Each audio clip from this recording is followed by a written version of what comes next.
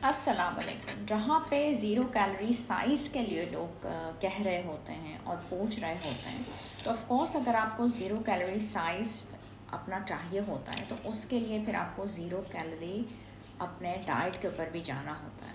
तो ऐसे कौन से फूड्स हैं जो कि आपको ज़ीरो कैलोरीज़ प्रोवाइड करें? उसमें सबसे बढ़कर आपके पास आ जाएगा वाटरमेलन। उसके साथ साथ आपके पास कीनू जो है वो भी शामिल होगा, साथ ही साथ पपीता है, स्ट्रॉबेरीज़ हैं।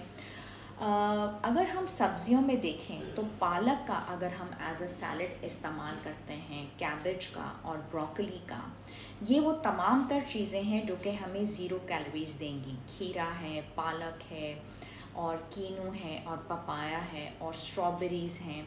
ये सब ऐसी चीज़ें हैं जो कि हमें ज़ीरो कैलोरीज़ देंगी और उससे हम बहुत अच्छा वेट लॉस का रिज़ल्ट लेके आ सकते हैं।